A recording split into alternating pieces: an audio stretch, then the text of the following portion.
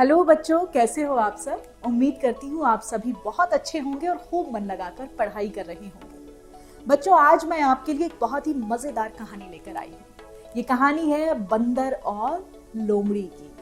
बच्चों, हम स्कूल में पढ़ते हैं, पार्क में खेलते हैं, ट्यूशन में पढ़ते हैं।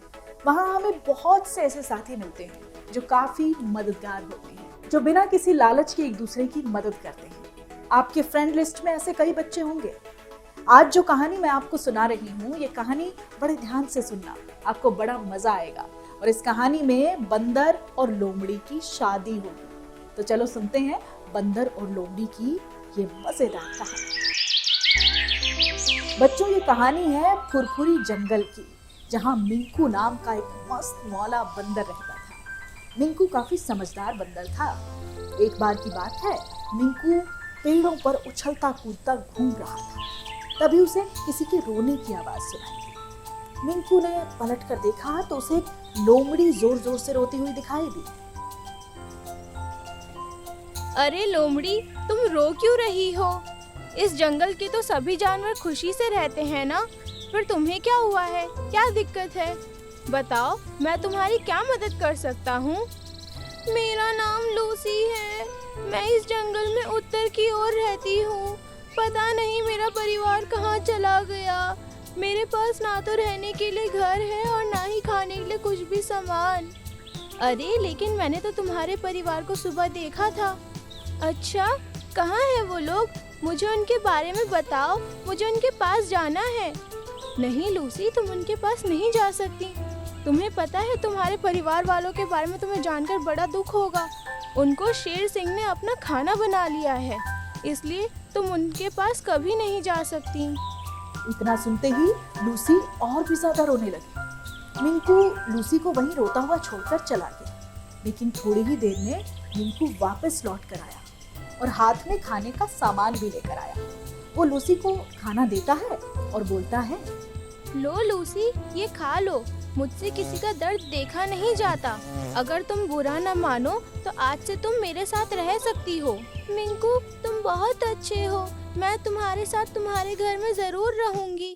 वैसे भी मेरे पास रहने के लिए कोई जगह भी नहीं है और बिना माँ बाप के मुझे अपने झुंड में कोई शामिल भी नहीं करेगा।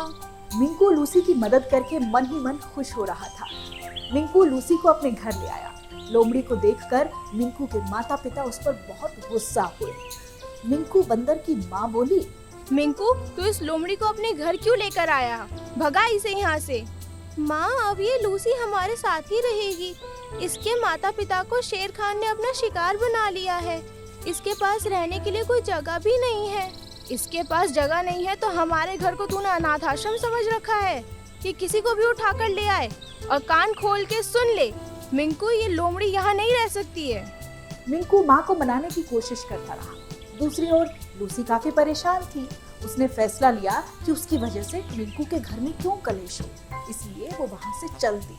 लेकिन तभी मिंकू ने कहा, ठीक है माँ, मैंने इसे अपने साथ रखने का वचन दिया है, तो इसके साथ मैं भी जा रहा हूँ। आप चिंता मत करना, हम आसपास ही रहेंगे।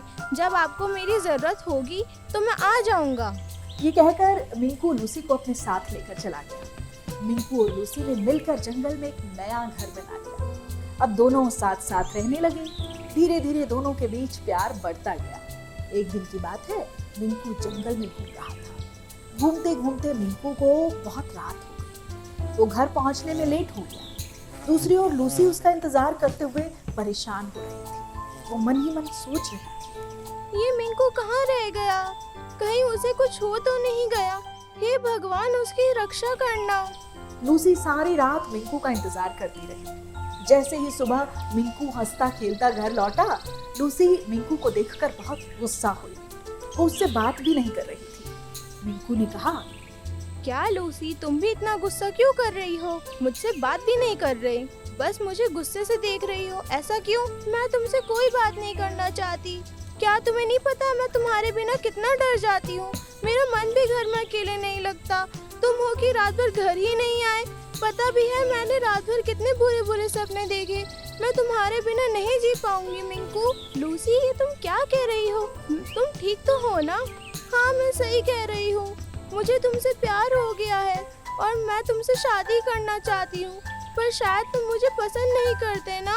लूसी, ऐसी बात नहीं है, मुझे भी तुमसे बहुत प्यार है, लेकिन मैं डरता था कि कहीं तुम मुझे ये ना कहकर मना कर दो कि बंदर और लोमड़ी का कोई मेल नहीं हो सकता।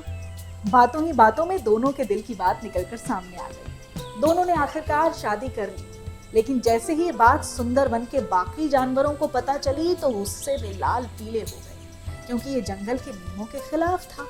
लूसी को अकेला पाकर कुछ लोमड़ी के एक झुंड ने मिलकर लूसी पर हमला कर दिया।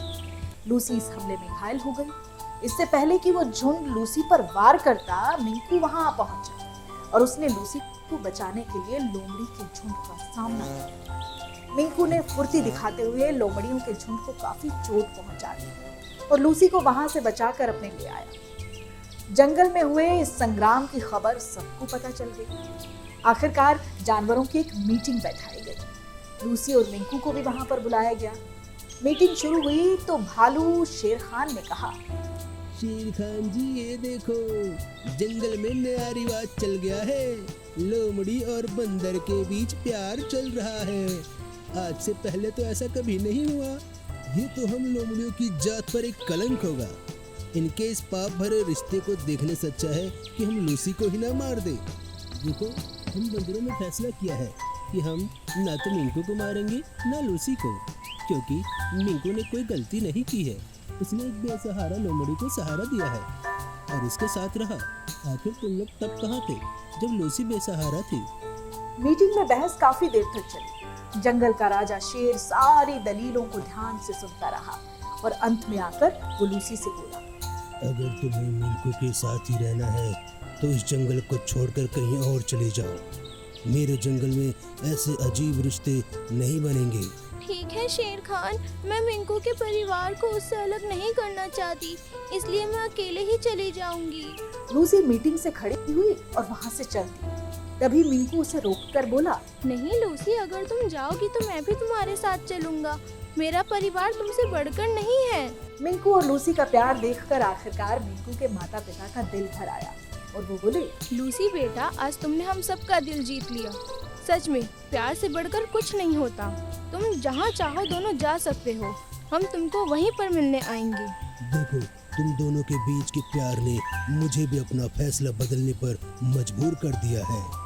देखो मेरे साथियों, अगर प्यार करने वाले समझदार हो और प्यार भी सच्चा हो तो फिर जात पात नहीं देखी जाती। मैं तुम दोनों को इजाज़त देता हूँ कि तुम जंगल में नदी के किनारे अपना घर बनाकर रह सकते हो, और अगर जंगल में किसी ने इन्हें नुकसान पहुंचाने की कोशिश की तो समझ लेना उसकी खैर नहीं। शेर खान का फैसला आखिरकार जंगल के सभी जानवरों को मानना पड़ा। लूसी और मिंकू दोनों बहुत खुश हुए।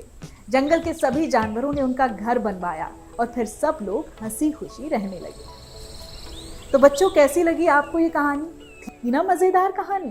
देखा बच्चों, जो लोग सच्चे मन से एक दूसरे की मदद करते हैं उन लोगों के बीच मजबूत और घर जैसे रिश्ते बन जाते हैं। तो अब मैं आपसे विदा लेती हूँ। अगली बार फिर आऊंगी एक और मजेदार कहानी लेकर। तब तक के लिए धन्यवाद।